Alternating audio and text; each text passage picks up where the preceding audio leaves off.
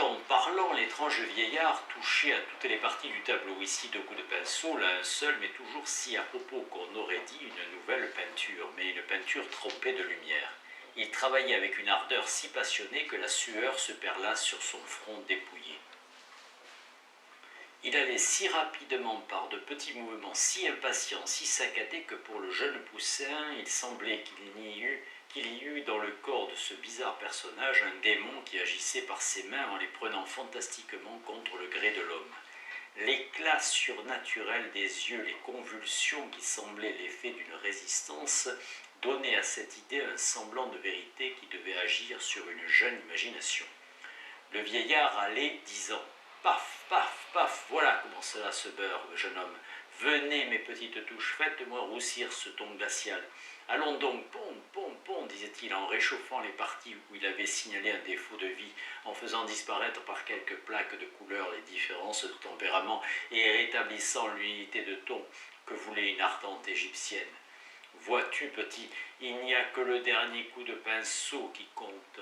Porbus en a donné 100, moi je n'en donne qu'un.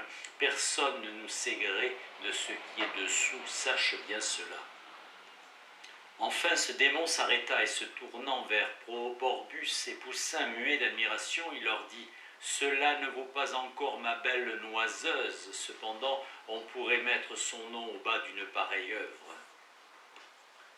Ma belle noiseuse, c'est le titre du chef-d'œuvre inconnu de Frauenhofer dont il sera question plus loin. Noiseuse, dérivée de noise, signifie querelleuse. Oui, je la signerai, ajouta-t-il, en se levant pour prendre un miroir dans lequel il la regarda. Maintenant, allons déjeuner, dit-il. Venez tous deux à mon logis. J'ai du jambon fumé, du bon vin. Hé hé, malgré le malheur des temps, nous causerons peinture. Nous sommes de force. Voici un petit bonhomme, ajouta-t-il en frappant sur l'épaule de Nicolas Poussin, qui a de la facilité. Apercevant alors la piètre casaque du Normand, il tira de sa ceinture une bourse de peau, y fouilla, prit 2 pièces d'or et le lui montrant. « J'achète ton dessin, dit-il. »« Prends, dit Porbus à Poussin en le voyant tressaillir et rougir de honte, car ce jeune adepte avait la fierté du pauvre. Prends donc, il a dans son escarcelle la rançon de 2 rois. » Normand, Poussin est né aux Andelys dans le département normand de l'Eure. Tous 3, ils descendirent de l'atelier et cheminèrent en devisant sur les arts jusqu'à une belle maison de bois située près du pont Saint-Michel et dont les ornements, le heurtoir, les encadrements de croisées, les arabesques émerveillèrent Poussin. Le peintre en espérance se trouva tout à coup dans une salle basse, devant un bon feu, près d'une table chargée de mets appétissants, et par un bonheur inouï dans la compagnie de 2 grands artistes pleins de bonhomie. « Jeune homme, lui dit Porbus en le voyant ébahi devant un tableau, ne regardez pas trop cette toile, vous tomberiez dans le désespoir. C'est l'Adam que fit Mabuse pour sortir de prison où ses créanciers le retinrent si longtemps.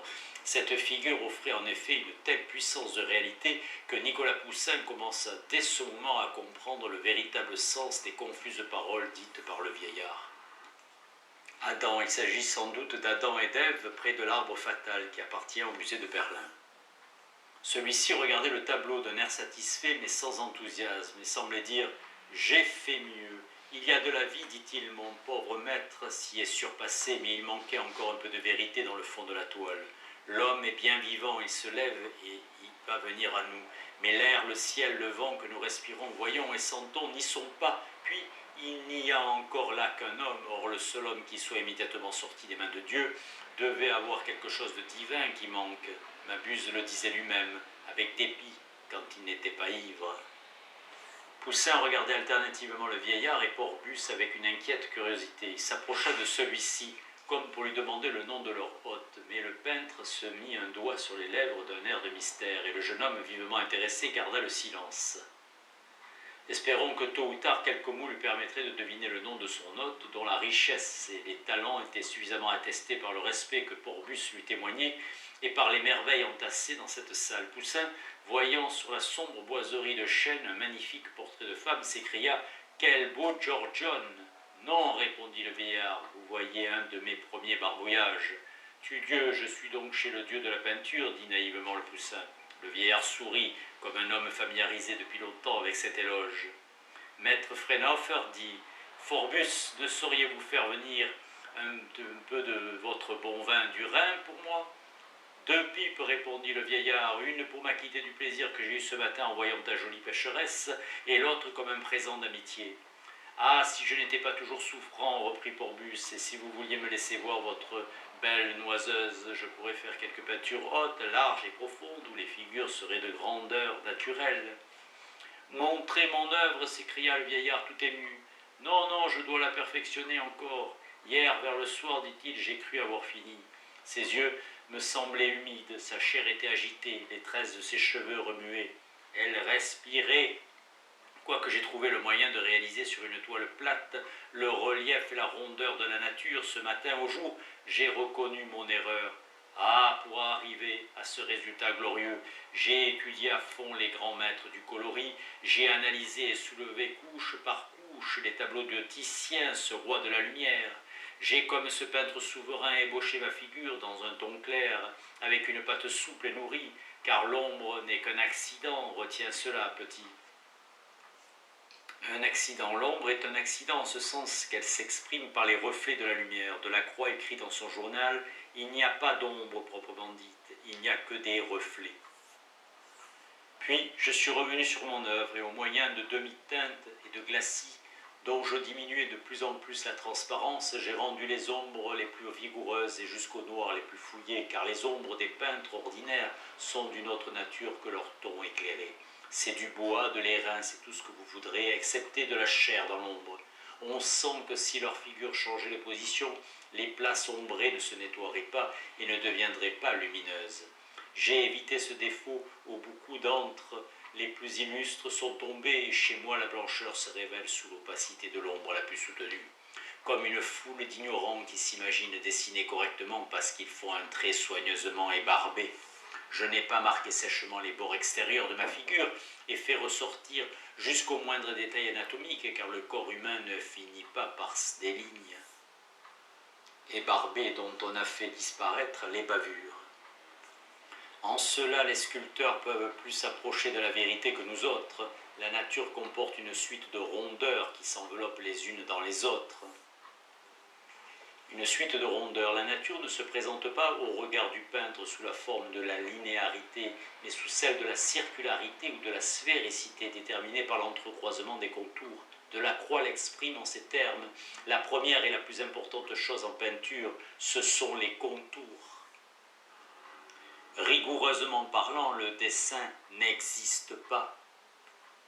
Le dessin n'existe pas parce qu'il est toute abstraction, comme le dit Cézanne, et qu'il se traduit par la distribution de la couleur.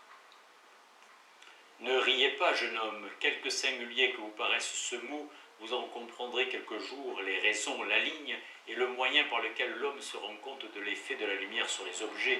Mais il n'y a pas de ligne dans la nature où tout est plein. C'est en modelant qu'on dessine, c'est-à-dire qu'on détache les choses du milieu où elles sont. La distribution du jour donne seule l'apparence du corps. On dessine, contrairement à la technique de la peinture allemande de la Renaissance ou de la peinture ingriste, le dessin n'occupe pas la première place. Il est délimité par l'organisation des masses colorées dans l'espace de la toile. Delacroix déclare dans son journal « Les peintres qui ne sont pas coloristes font de l'enluminure et non de la peinture. La peinture, proprement dite, comporte l'idée de la couleur comme une des bases nécessaires. » Et Cézanne affirme à Émile Bernard « Le dessin et la couleur ne sont point distincts. Au fur et à mesure que l'on peint ou dessine, plus la couleur s'harmonise, plus le dessin se précise.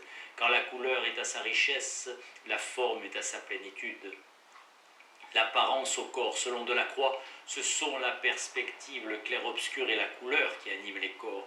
La perspective détermine le contour, le clair-obscur donne la saillie par la disposition des ombres et des clairs, mais mise en relation avec le fond, la couleur donne l'apparence de la vie. Aussi n'ai-je pas arrêté les linéaments, j'ai répandu sur les contours un nuage de demi-teinte blonde et chaude qui fait que l'on ne saurait précisément poser le doigt sur la place où les contours se rencontrent avec les fonds. De près, ce travail semble cotonneux et paraît manquer de précision, mais à 2 pas, tout se raffermit, s'arrête et se détache, le corps tourne, les formes deviennent saillantes, l'on sent l'air circuler tout autour. L'air circulait. La circulation de l'air est dans la toile et dans la nature un agent de liaison par les reflets qu'elle produit. Cézanne déclare « de l'air entre les objets pour bien peindre » et il précise que le reflet remplit la fonction d'enveloppe. Cependant, je ne suis pas encore content, j'ai des doutes. Peut-être faudrait-il ne pas dessiner un seul trait, vaudrait-il mieux attaquer une figure par le milieu en s'attachant d'abord aux saillies les plus éclairées pour passer ensuite aux portions les plus sombres. N'est-ce pas ainsi que procède le soleil, ce divin peintre de l'univers? Ô nature, nature, qui n'a jamais ta surprise dans tes fuites, qui jamais ta surprise dans tes fuites. Dans tes fuites, la nature est de même que la forme comparable à Protée, soumise au changement et au devenir, alors que l'art est en quête de la permanence. Tenez, le trop de science, de même que l'ignorance, arrive à une négation. Je doute de mon œuvre. Le vieillard fit une pause, puis il reprit. Voilà 10 ans, jeune homme, que je travaille, mais que sont 10 petites années quand il s'agit de lutter avec la nature? Lutter avec la nature, cette idée que la création artistique est un combat avec la nature sera développée par Baudelaire et Malraux. Elle confirme que l'art ne saurait se contenter de reproduire la nature, mais qu'il s'applique à la transfigurer. Nous ignorons le temps qu'employa le seigneur Pygmalion pour faire la seule statue qui ait marché. Pygmalion, à la suite de Rousseau, la génération romantique a été hantée par le mythe de Pygmalion. Selon les données de la fable, ce n'est pas Pygmalion qui anime la statue de sa Galatée, mais Vénus attentive à répondre aux désirs du sculpteur. Le vieillard tomba dans une rêverie profonde et resta les yeux fixes en jouant machinalement avec son couteau. Le voilà en conversation avec son esprit, dit Porbus à voix basse. À ce mot, Nicolas Poussin se sentit sous la puissance d'une inexplicable curiosité d'artiste. Ce vieillard aux yeux blancs, attentif et stupide, devenu pour lui plus qu'un homme, lui apparut comme un génie fantasque qui vivait dans une sphère inconnue. Il réveillait 1000 idées confuses en l'âme. Le phénomène moral de cette espèce de fascination ne peut pas plus se définir qu'on ne peut traduire l'émotion excitée par un chant qui rappelle la patrie au cœur de l'exilé, le mépris que ce vieil homme affectait d'exprimer pour les plus belles tentatives de l'art, sa richesse, ses manières, les déférences de Porbus. Pour lui, cette œuvre tenue si longtemps secrète, œuvre de patience, œuvre de génie sans doute, s'il fallait en croire la tête de vierge que le jeune Poussin avait si franchement admirée et qui, belle encore, même près de la dent de Mabuse, attestait de fer impérial d'un des princes de l'art, tout en ce vieillard allait au-delà des bornes de la nature humaine. Ce que la riche imagination de Nicolas Poussin put saisir de clair et de perceptible en voyant cet être surnaturel était une complète image de la nature artiste, de cette nature folle à laquelle tant de pouvoirs sont confiés et qui trop souvent en abuse, amenant la froide raison, les bourgeois et même quelques amateurs à travers 1000 routes pierreuses où pour eux il n'y a rien, tandis que folâtre en ses fantaisies, cette fille aux ailes blanches y découvre des épopées, des châteaux, des œuvres d'art. Nature moqueuse et bonne, féconde et pauvre. Ainsi, pour l'enthousiasme Poussin, ce vieillard était devenu par une transfiguration subite l'art lui-même, l'art avec ses secrets, ses fougues et ses rêveries. Oui, mon cher Porbus, reprit Freinhofer, il m'a manqué jusqu'à présent de rencontrer une femme irréprochable, un corps dont les contours soient d'une beauté parfaite, et dont l'incarnation... Mais où est-elle vivante, dit-il en s'interrompant, cette introuvable Vénus des anciens si souvent cherchée, et de qui nous rencontrons à peine quelques beautés éparses. Oh, pour voir un moment, une seule fois, la nature divine complète, l'idéal enfin, je donnerai toute ma fortune, mais j'irai te chercher dans tes limbes, beauté céleste. Comme Orphée, je descendrai dans l'enfer de l'art pour en ramener la vie. Orphée, cette descente dans les limbes et dans les enfers en quête de la beauté et de la vie n'est pas sans analogie avec le dessin esthétique des fleurs du mal. Nous pouvons partir d'ici, dit Porbus à Poussin, il ne nous entend plus, ne nous voit plus. Allons à son atelier, répondit le jeune homme émerveillé. Oh, le vieux reître a su en défendre l'entrée. Ces trésors sont trop bien gardés pour que nous puissions y arriver. Je n'ai pas attendu votre avis et votre fantaisie pour tenter l'assaut du mystère. Il y a donc un mystère? Oui, répondit Porbus. Le vieux Freinhofer est le seul élève que Mabuse ait voulu faire. Devenu son ami, son sauveur, son père, Fraunhofer a sacrifié la plus grande partie de ses trésors à satisfaire les passions de Mabuse. En échange, Mabuse lui a légué le secret du relief, le pouvoir de donner aux figures cette vie extraordinaire, cette fleur de nature, notre désespoir éternel, mais dont il possédait si bien le faire qu'un jour, ayant vendu et bu le damas à fleurs, avec lequel il devait s'habiller à l'entrée de Charles Quint, il accompagna son maître avec un vêtement de papier peint en damas. L'éclat particulier de l'étoffe portée par Mabuse surprit l'empereur qui, voulant en faire compliment au protecteur du vieil ivrogne, découvrit la supercherie. Fraunhofer est un homme passionné pour notre art qui voit plus haut et plus loin que les autres peintres. Il a profondément médité sur les couleurs, sur la vérité absolue de la ligne, mais à force de recherche, il est arrivé à douter de l'objet même de ses recherches. Dans ces moments de désespoir, il prétend que le dessin n'existe pas et qu'on ne peut rendre avec des traits que des figures géométriques. Figures géométriques, ce sera la préoccupation de Cézanne de représenter les formes de la nature à l'aide des figures géométriques, de traiter la nature par le cylindre, la sphère, le cône, le tout mis en perspective.